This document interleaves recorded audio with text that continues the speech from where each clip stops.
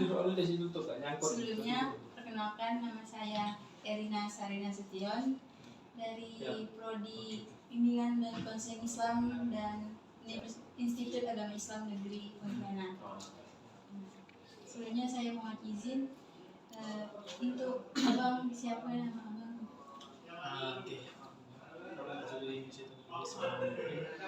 Perkenalkan, nama saya Novan Hizky Ali Bermil. Novan Hizky Ali Bermil. Iya. Jangan pakai V ya, itu Islam, lebih Islamnya. Tapi kita pakai P, jadi nampak kalau kita tuh namanya dulunya dari asalnya bagus. Dia paham kan dia kan? Novan Kristiana. Bukan, Novan Hizkia Ali Bermil. Hizkia. Alamat abang?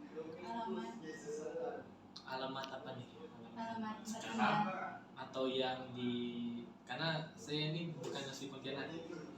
Alamat sekarang. Oh, alamat sekarang ya. Saya tinggalnya Perak. Umur abang sekarang berapa? Oh, saya masih muda, masih 21. Masih muda ya. Agama, ini kan abang mualaf nih. Agama sebelumnya apa? Sebelumnya Protestan. Protestan. Di sini mungkin bisa abang ceritakan ataupun itu tuh latar belakang abang untuk memilih masuk Islam tuh gimana gitu, latar belakangnya untuk memutuskan masuk Islam tuh.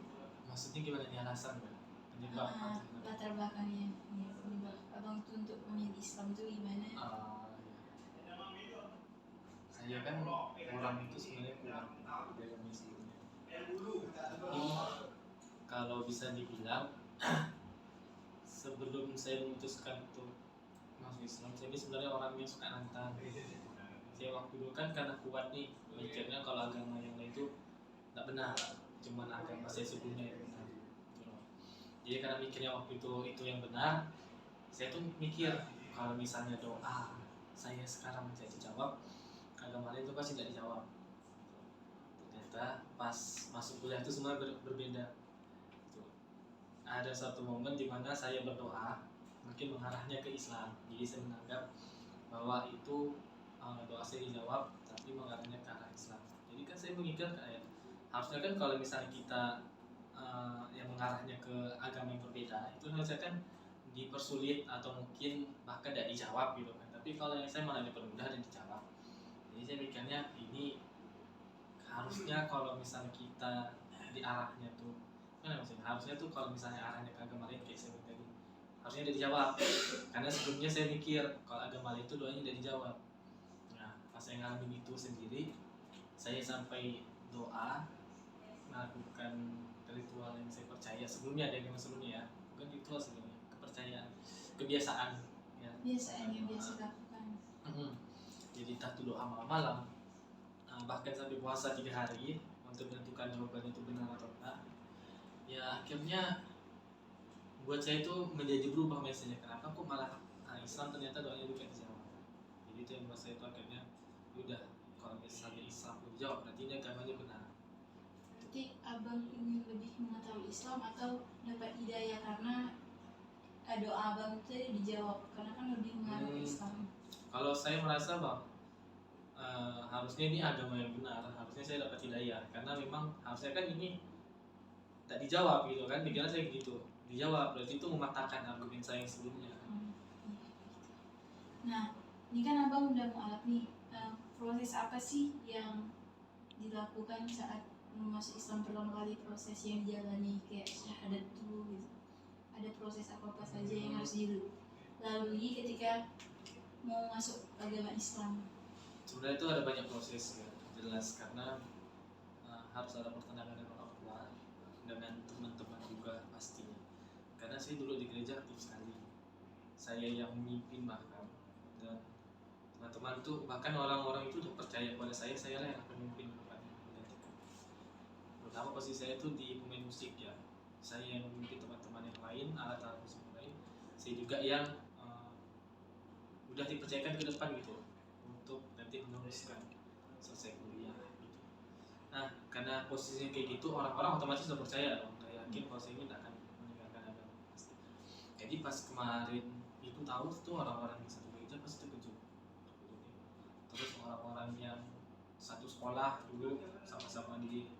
SMP karena saya sekolah juga swasta yang benar-benar kuat.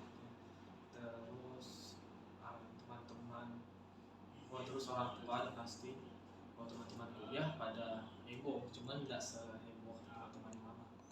Nah jadi mereka harus ngambil pertengahan itu dulu, harus banyak dulu. Itu bulan 9 saya memutuskan tuh pengen pindah tuh bulan 5, cuman bingung caranya gimana, jadi jalanin dulu kehidupan yang gitu.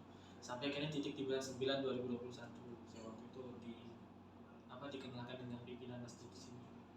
Jadi di situ waktu itu saya sebenarnya sempat batal syahadat di bulan 9. Akhirnya saya nunda dulu, maksudnya biar orang tua tahu, karena waktu itu orang tua tidak tahu sama sekali kan. Jadi orang tua udah tahu saya bakal pindah. Akhirnya bulan Maret 2022 saya memutuskan untuk pindah. Berarti baru mau jalan. Baru setahun lebih lah.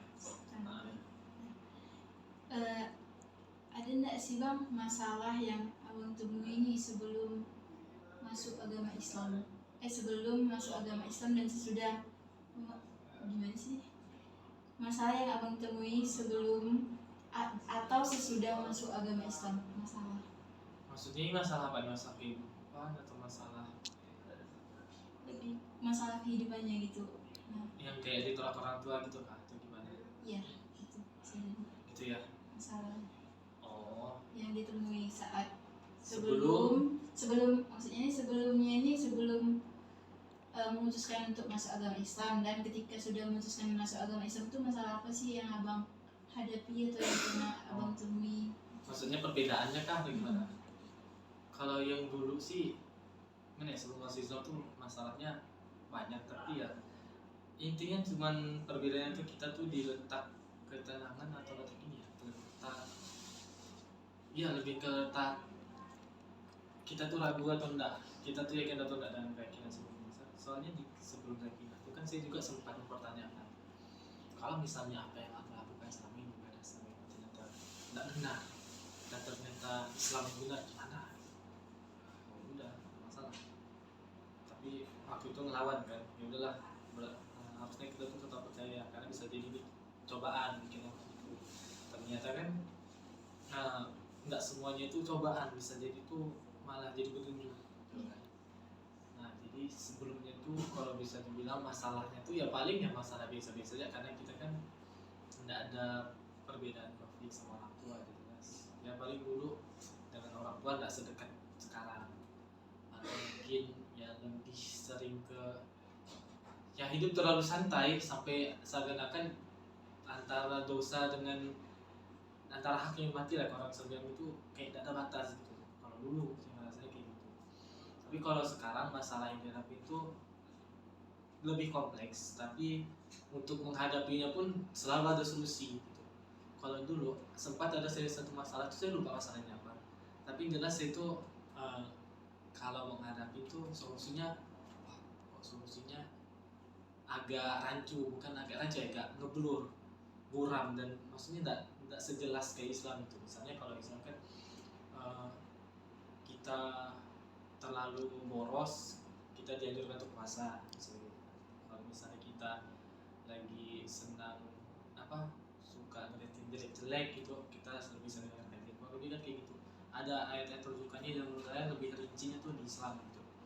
Jadi kalau misalnya masalah yang sebelum saya masuk Islam, perbedaannya untuk di masalah solusinya. Jadi solusinya tuh lebih ke umum. Kalau yang sebelum saya masuk Islam, setelah masuk Islam saya lebih rinci. Jadi udah tahu jalannya yang pasti. Berarti sudah jelas itu cara penyelesaiannya itu gimana? Itu cara penyelesaiannya lebih jelas. Kan pasti kan ada kayak perbedaan gitu kan Bang, penyesuaian diri yang sebelumnya itu. Nah, gimana sih Abang penyesuaian diri Abang terhadap ajaran agama Islam itu? Penyesuaian diri sebenarnya tidak ada penyesuaian diri sih, karena sebenarnya kalau dipelajari itu antara Islam sama Nasrani ataupun Yahudi itu perbedaannya kan mungkin tata cara, tapi pada poin intinya itu sama, menyembah kepada Tuhan yang sama kan. Cuman karena memang ada beberapa mindset dan beberapa titik yang salah, maka mungkin muncullah agama Islam gitu. Jadi itu kalau saya lihat antara penyesuaian atau enggak tuh yang paling kita penyesuaiannya tuh antara masalah bagaimana cara kita sholat atau enggak, tapi masalah yang lain, masalah kita Nah, bagaimana kita meyakini, bagaimana cara kita tuh mempercayai Tuhan, itu tidak ada perbedaannya. Jadi saya percaya sama Allah, tidak ada bedanya kayak saya percaya pas saya dulu di agama sebelumnya, cuman beda tata caranya aja. Jadi kalau menurut saya penyesuaian tidak terlalu banyak penyesuaian, ibaratnya seperti itu. Karena kalau misalnya orang kan punya mungkin beberapa mindset yang beda tuh, kayak sebelum dia masuk ke agama Islam dan dia jadi ritual harus ini seperti itu, dan dia ngerasa kayak Tuhan tuh jauh sekali. Kalau saya sebelumnya kan ngerasa Tuhan tuh memang dekat, Tuhan tuh udah sejauh itu. Di Islam juga sama, saya ngerasa Tuhan tuh sedekat ini ternyata. Apalagi dengan adanya sholat ya kan, kita bisa sering sholat terus, kita bisa langsung menghadap langsung, kalau misalnya merasa tenang kita bisa sholat gitu. Kalau misalnya kita dulu kan hanya doa ya, kalau doa ya nggak setenang setelah kita sholat. Jadi harus ada ibadah sebelum doa. Ternyata saya belajar seperti itu, ibaratnya kayak gitu ya. Jadi mana bagian?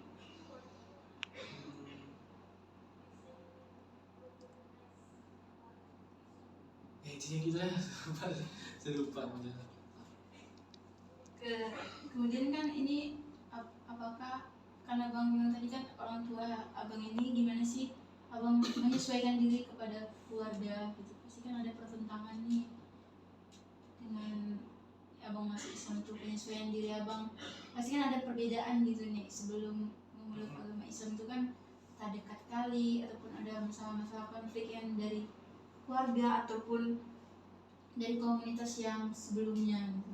Penyesuaian diri abang kalau dengan lingkungan ya maksudnya sosial gitu ya.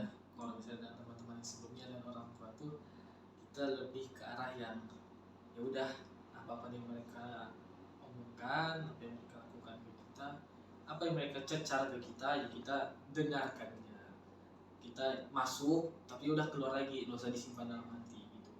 Jadi kalau misalnya kita ambil hati dengan apa yang mereka omongkan, ya masalahnya nggak akan selesai, malah justru itu akan nambah masalah buat Islam jadi jelek. Jadi lebih baik kita tuh cuma dengar apa omongan mereka, nggak masuk, habis itu keluar lagi, nggak usah dipedulikan gitu. Yang harus dipedulikan tuh gimana cara kita menjaga perasaan mereka juga. Jadi sebisa mungkin saya menghindari pembahasan itu, karena yang saya takutkan nih ketika saya membahas itu terjadi perdebatan sama teman-teman, akhirnya kelahi gitu kan. Karena kalau misalnya saya berdebat sama teman-teman tuh, alhamdulillahnya nggak pernah kalah untuk masalah agama. berarti lebih masukan-masukan dari keluarga ataupun teman-teman lingkungan sosial itu tetap abang dengarkan ataupun mau mendengarkan, tapi tidak terlalu pokoknya nih lebih menyinggung gitu tuh, tidak terlalu abang opini atau terlalu respon gitu ya, tidak ditanggapin sebenarnya gitu, karena memang itu bisa memecah sesuatu yang sebenarnya. Nah ini kemudian apakah abang pernah mendapatkan bimbingan atau pembinaan gitu dalam maksud ini jadi mualaf? Apakah ada bimbingan khusus atau pembinaan khusus? Maksudnya sebelum enggak, apakah pernah mendapatkan bimbingan atau pembinaan khusus gitu yang pernah abang rasakan pada ketika mualaf? kalau bimbingan khusus nggak ada, karena pertama saya juga nggak sempat untuk dibimbing, yang kedua saya nggak juga nemu gurunya, karena pas kemarin saya di sini itu tuh hanya mungkin kita belajar itu bukan mas bimbing, kita langsung belajar. Kalau masalah sholat saya belajar sendiri, kalau masalah ngaji saya juga belajar huruf sendiri. Enggak ada guru, berarti belajar sendiri, memahami sendiri. Jadi pas udah tahu, ini udah ingat semua, udah tahu hurufnya, saya tuh bukan dibimbing, lebih ke arah kayak bercanda, gali-gali ilmu dari teman-teman yang di sekitar gitu, gimana cara baca huruf yang benar, ya gimana sih kayak bagaimana bunyi kan makhrajul ya kan. Jadi tuh biar kita nggak salah. Jadi saya selain bercanda-canda bahas-bahas dengan teman-teman, saya juga sering dengar kalau misalnya orang lagi ngaji, oh gini loh gini. Jadi lebih ke arah pembelajaran kayak gitu. Dan saya juga sempat sih waktu itu belajar sama Ustadz di sini, Ustadz Gunawan namanya. Beliau ngajarkan gimana caranya tajwid. Jadi itu udah belajar tajwid kan, bukan belajar makhrajul udah lanjut lagi kan tinggalnya. Jadi kan udah lanjut gitu tingkatnya. Jadi udah paham beberapa langkah, saya langsung ke tajwid gitu. Jadi kan berat gitu kan. Jadi kalau menurut saya sih pembinaan bukannya tidak ada, tapi saya ini sendiri yang agak gimana gitu untuk membagikan, pertama untuk bagi waktu ya karena kuliah saya penuh, terus untuk bagi pemikiran karena saya juga harus mengatasi masalah dulu yang ada sama saya baru bisa belajar. Dan akhirnya karena untuk menyesuaikan keadaan tadi, akhirnya saya belajar sendiri. Alhamdulillah sekarang ngaji bisa, meskipun belum lancar tapi bisa. Berarti belajarnya itu sendiri, kemudian bercanda-canda sama teman kayak minta koreksi bacaannya gitu kan. Nggak ada pembinaan khusus. Ya kan? Jadi kita kan nggak sholatnya sembarangan. Terus entah tuh fikih ibadah, fikih sosial, jenis fikih kan antum itu Banyak. ada jenis fikih ya. Terus ke apa yang ketiga? Mungkin lebih memperkuat tauhid ya. Sama kalau tasawuf kita lebih ya itu ke diri kita sendiri sih. Lebih pengennya sih belajar dari fikih gitu. Jadi sekarang alhamdulillah memang ada di materi Alamko di sini. Jadi makanya saya juga ada kerjanya juga di sini gitu. Karena saya bisa belajar fikihnya. Bisa gitu. Oke Bang, terima kasih Bang.